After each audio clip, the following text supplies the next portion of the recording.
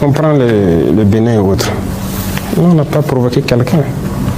Mais on a tous vu, quand encore ils ont voulu transporter une guerre dans notre région, mais qui était au devant?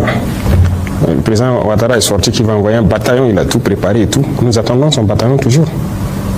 Le président Bénin a dit qu'il faut la force, ils vont faire la force, ils vont faire la guerre. Nous attendons. Nous sommes prêts à faire la guerre aussi. Il n'y a pas de désescalade possible tant que les mentalités sont comme ça. Celui qui cherche, il va trouver. Donc ce n'est pas nous qui avons commencé. Si les gens ne sont pas assez intelligents pour laisser encore les impérialistes venir les dire « tuez-vous entre frères noirs », qu'on y aille. Si c'est la solution pour atteindre l'indépendance, nous sommes prêts. Mais personne ne va nous asservir encore. Nous sommes prêts à cela. Nous nous battons. Nous nous battons déjà. Parce que le terrorisme, c'est une manifestation de l'impérialisme. Donc, ne parlez pas de désescalade tant que la mentalité n'a pas changé. Il y a des gens, chaque mois ou chaque 2 mois, il faut qu'ils courent aller à Paris, aller prendre les ordres. Et revenir pour appliquer. Ils ne sont pas libres. Ils ne sont pas libres. Nous, par contre, personne ne nous dicte ce qu'on doit faire. On gouverne en fonction de nos populations, du besoin de nos populations. Nos populations ont besoin d'eau, on fait tout pour donner l'eau. Ils ont besoin d'avoir l'autosuffisance de manger à leur faim, on fait tout pour cela. Ils ont besoin de la sécurité, on se bat pour leur donner la sécurité. Ils ont besoin de routes, de développement, c'est ce qu'on se bat pour faire. Mais nous ne partons pas chez quelqu'un, aller prendre des ordres, il faut donner le marché de route à telle entreprise, donne tel truc à telle entreprise ou quoi. Ce sont des esclaves en fait. Et eux, tant qu'ils seront dans cette mentalité, oubliez les désescalades. Au contraire, ça va aller de mal en pis. Tant qu'ils seront dans cet esprit. Voilà ce que je peux dire. Les droits de l'homme, Monsieur le Président, l'organisation internationale, on vous a accusé de réprimer la presse indépendante et la société civile. Y a-t-il une place pour les droits de l'homme au Burkina Faso? Il y a les droits de l'homme au Burkina, c'est quoi ils appellent les droits de l'homme? Moi, je ne sais pas ce qu'eux ils pensent. Vous savez, personne ne va venir ici financer des gens, les endoctriner pour détruire nos pays. Ça n'aura pas lieu. Vous savez, il y a combien d'ONG au Burkina? Vous pouvez imaginer, faites des recherches. C'est même pas des centaines, hein. C'est beaucoup. Je ne vais pas vous donner de nom. Faites des recherches. Cherchez chaque ONG fait quoi. Vous croyez vraiment que c'est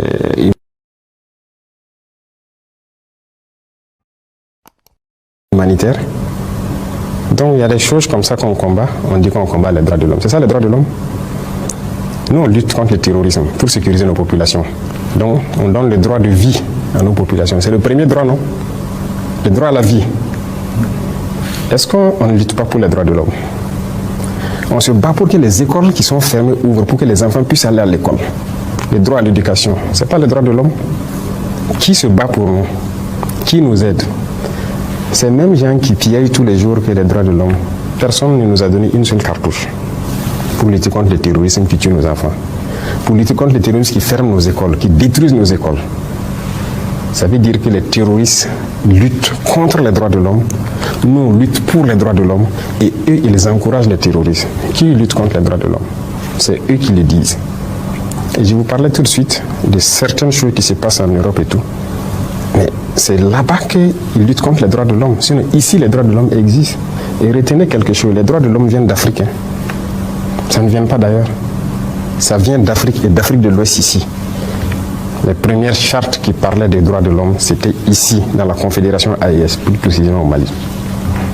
La charte de Kouroukanfouga. Donc les droits de l'homme étaient connus par les Africains, on était bien organisés, une société bien organisée, chacun avec ses droits, même les droits des femmes. C'est en Afrique que les droits des femmes existaient. Ailleurs, ça n'existait pas. Et c'est eux là qui peuvent nous parler des droits des femmes ou des droits de l'homme. Ils ne connaissent aucun droit. Qui parle des droits de l'homme? Qui a bombardé les enfants en Libye tués? Qui bombarde les enfants un peu partout, largue les bombes sans distinction, tuer des enfants et trucs? C'est ça les droits de l'homme? C'est pas ce que nous on fait. Nous on lutte pour la vie de nos populations. On les protège. Nos soldats meurent pour les protéger. On fait tout pour ouvrir nos écoles, pour les éduquer. On fait tout pour subventionner nos paysans, faire l'agriculture pour qu'ils mangent à leur faim. On fait tout pour creuser des fourrages pour que les gens aient l'eau potable. Qui lutte contre les droits de l'homme? C'est eux. Ils n'ont aucun respect des droits de l'homme. Et les VDP accusés de graves violations, où sont les investigations promises? Ceux qui disent que les VDP sont accusés de graves violations, ils ont présenté quelles preuves? Nous-mêmes, qui avons pris des VDP dans certains actes, ils sont en prison. Ces VDP-là sont en prison. Et ils savent où ils sont. Et nous avons dit, quiconque, ça c'est pas quelqu'un, écoutez, nous sommes majeurs. Hein. Nous sommes majeurs. Il ne faut pas que quelqu'un va nous voir comme des sous-hommes. Nous savons ce que nous faisons. Et c'est cette mentalité aussi qui est dangereuse. Parce que souvent, certains dirigeants en Occident et trucs là, voient les Africains comme des sous-hommes. Et donc, ils viennent ici comme si ils doivent nous apprendre des choses. Je vous ai dit que le droit à la vie, c'est nous, on enseigne ça au reste du monde. Personne ne nous enseigne ça. Donc, c'est vrai qu'il y a eu quelques petits problèmes avec certains VDP. Il y en a qui ont fait des bavures et autres. Ils sont en prison. C'est sans état d'âme avec ça. Maintenant, tout ce qu'ils disent là, ils ont eu quelle preuve? Rien. C'est nous, quand les gens nous accusent, on fait les investigations. Et très souvent, on part trouver que c'est ce qu'on appelle la perfidie. Les terroristes, ils viennent, ils font des massacres dans des endroits, avec souvent nos tenues. Même souvent, on dit que c'est l'armée. Et puis ils partent. Ils sont venus dans les tenues de l'armée. Mais oui, mais c'est pas nous. Ils mettent nos drapeaux, tous nos insignes, et puis ils viennent faire. Et les terroristes publient des vidéos de ça. Mais pourquoi ils ne nous voient pas? Les terroristes publient sur les réseaux sociaux des vidéos où ils sont dans nos tenues, dans nos accoutrements et tout. Ils partent faire des actions. Et puis après, ils filment une donnée à ces gens, à ces individus-là pour dire que ce sont des forces armées. Ils sont bien au courant parce que c'est eux-mêmes qui partent là-bas. Comment ils ont fait pour avoir le canal avec les terroristes, pour avoir des images? Comment ils font? Et il y a des gens même qui ont le culot de nous dire qu'ils ont filmé. Je me rappelle une fois, une ONG qui, par image satellite, ils ont vu des Maliens en train de commettre les forces maliennes en train de commettre des exactions. Ils n'ont même pas honte. Et ils n'ont pas l'intelligence de savoir que ce qu'ils disent n'est pas bien. Pourquoi je dis qu'ils n'ont pas l'intelligence? C'est parce qu'ils voient le noir toujours comme un sous-homme. Sinon, si vous avez la capacité d'avoir des satellites pour voir des forces en train de commettre des exactions, mais vous n'avez pas de capacité d'avoir des satellites pour voir les terroristes. Vous nous insultez alors. Ici, tout notre combat, c'est pour la survie de nos populations et leur sécurité. Et on vit bien. On vit bien, on est en bonne harmonie. Sinon, bon, on ne pourrait pas aller où on veut. Et voilà, on ne pourrait pas agir. Et vous pouvez vous balader au Burkina. Hein. Vous pouvez aller partout où vous voulez. Vous allez voir ce qui change au Burkina, qu'est-ce que les populations apprécient de notre révolution et tout. Et ça vous fera beaucoup de bien.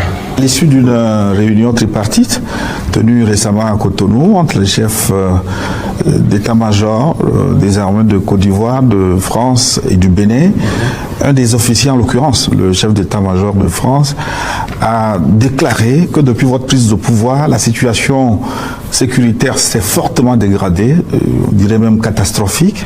Que répondez-vous à cet officier, Monsieur le Président? Il est français, non? Qu'il s'occupe de ses oignons. Nous sommes burkinabés, ça ne le regarde pas. Il faut qu'il comprenne ça. Tout ce que moi j'ai dit, quand quelqu'un parle de nos pays, c'est une insulte pour nous. Ça veut dire qu'il nous voit en sous-homme. En quoi ça le regarde? La situation s'est détériorée, c'est entre nous burkinabés. Ça le regarde? En rien. Qu'il s'occupe de ses oignons. Et il reste chez lui.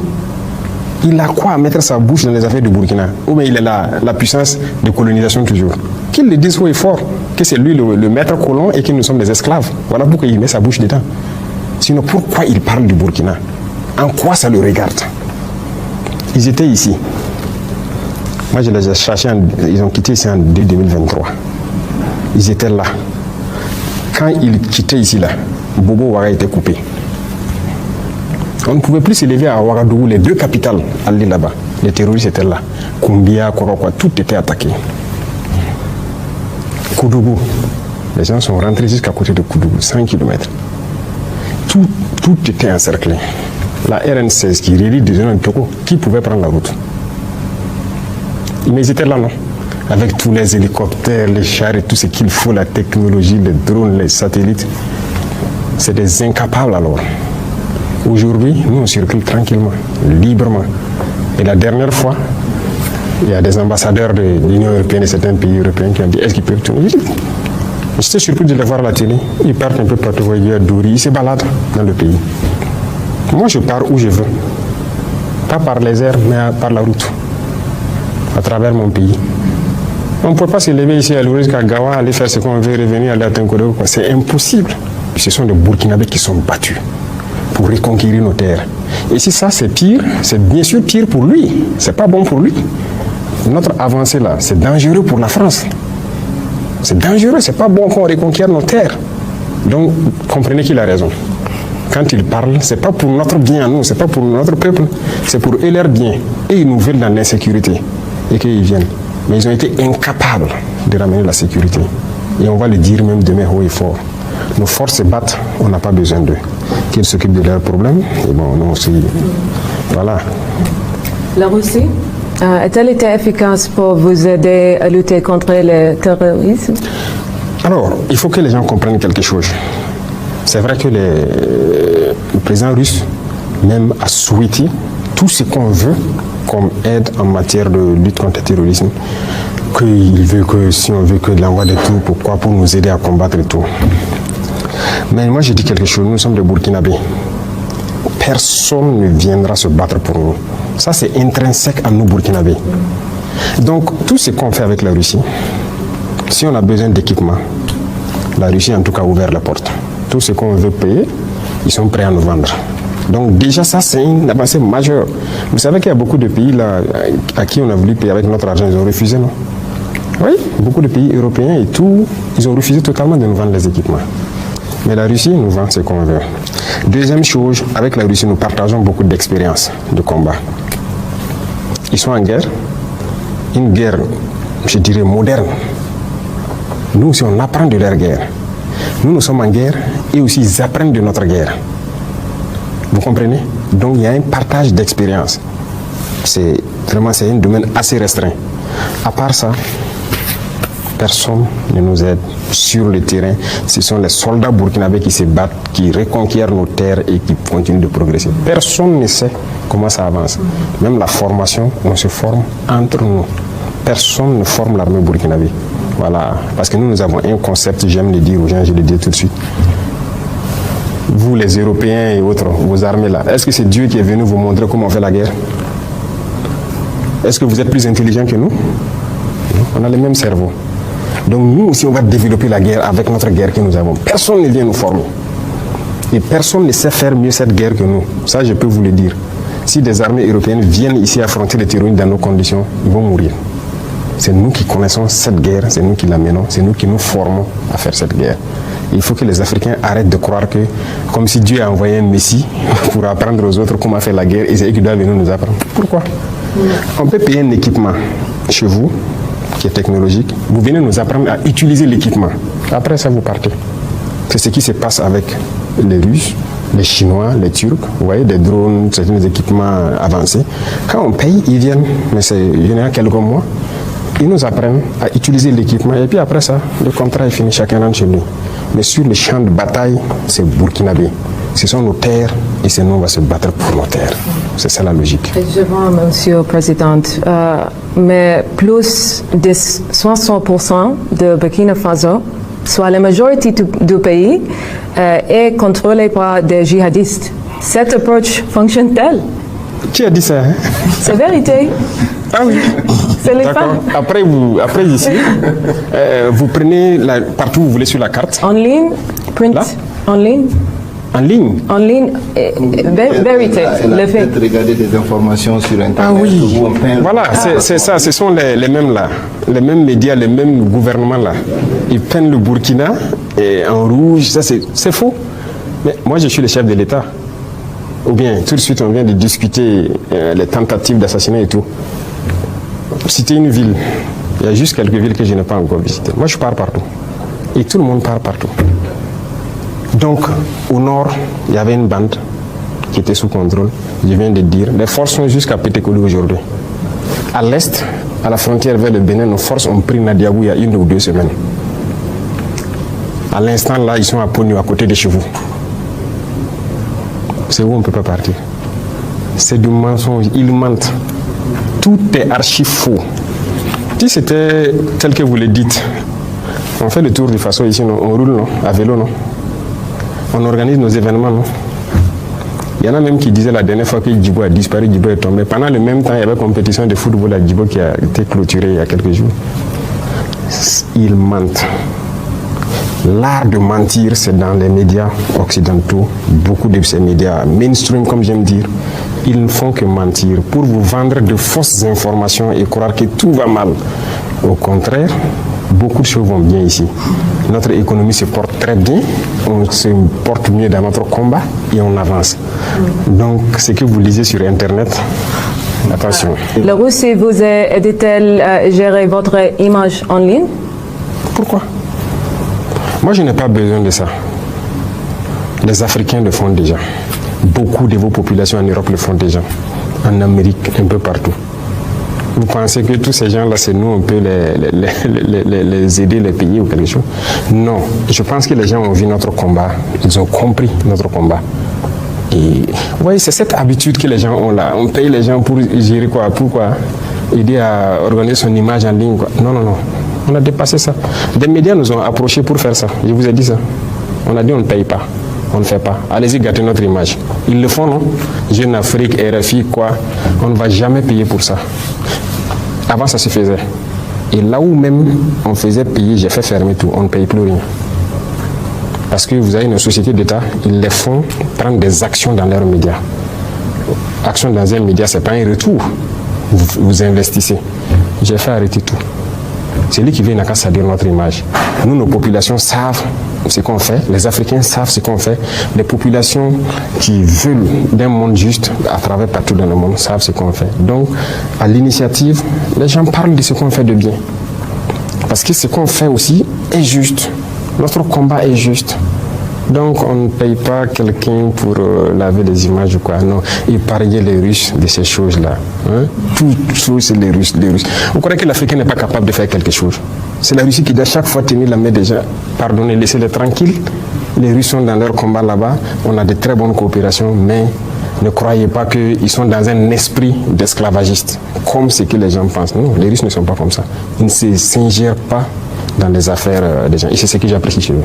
D'accord, oui. Souvent, concernant ces nouveaux partenariats stratégiques, notamment avec la Russie, on peut dire qu'il ne fait pas beau temps pour les alliés de la Russie, notamment au Venezuela, en Iran. Alors, sur cette base, est-ce que vous voyez l'hiver noir venir jusqu'à Ouagadougou? Est-ce qu'il vous traverse l'esprit que vous soyez enlevé un jour comme quelqu'un est jugé ailleurs? Est-ce que l'hiver noir peut s'étendre jusqu'au Burkina? Vous savez, les Africains ont un problème. Et le problème majeur, c'est de vouloir croire que quelqu'un fera votre combat à votre place. Je viens de l'expliquer en long et en large. Nous, comme ça, dès le début, je vous ai dit, on a eu toutes les propositions, pas de la Russie seulement. Hein. Beaucoup de pays nous ont proposé d'envoyer des troupes pour nous aider et tout. Nous avons dit non. Non et non. Parce que j'ai conçu une mentalité chez les chefs militaires et tout. Notre combat, c'est nous d'abord. Notre sécurité, c'est nous d'abord. Personne ne viendra le faire à votre place. Si quelqu'un vient le faire, ce ne sont plus vos terres de 1. Si quelqu'un doit assurer votre sécurité pour vous, ce n'est pas votre sécurité, on vous tient. Et si vous devez apprendre à faire la sécurité autour de vous par quelqu'un, ça veut dire qu'il connaît vos procédures, il connaît tout. Vous comprenez? Et si vous faites une alliance, croire qu'en cas de cas, ah ouais, c'est l'allié qui doit venir se battre, vous avez tout faux. Et moi, je passe le temps à le dire. À ceux qui sont proches de moi ou à ceux qui sont loin, il faut compter sur soi d'abord. Et quand vous comptez sur vous-même et que vous développez votre outil, vous n'avez pas peur a priori. Donc ça, c'est très important. Donc on ne compte pas. S'il y a des alliés de la Russie qui ont compté sur la Russie pour des événements, c'est leur problème. Moi, je ne compte pas sur s'il y a un événement particulier ici, qu'aux premières heures, la Russie soit là ou pas. Non, je ne compte pas sur ça. Le seul soutien que la Russie peut apporter, quand je vais payer quelque chose pour me défendre, qu'il accepte mes vannes. C'est tout. On ne demande pas à des alliés de venir se battre pour mourir pour vous. Pourquoi? Vous n'êtes pas des humains? Mais si vous réagissez comme ça, c'est comme vous mettez en humain de seconde zone. C'est-à-dire que vous n'êtes pas des humains au même titre que les autres. Mais c'est l'erreur que beaucoup de gens commettent. En voulant, voilà. Même comme il y a des chefs d'État, leur sécurité est assurée par d'autres nationalités. C'est pas sérieux. Deuxième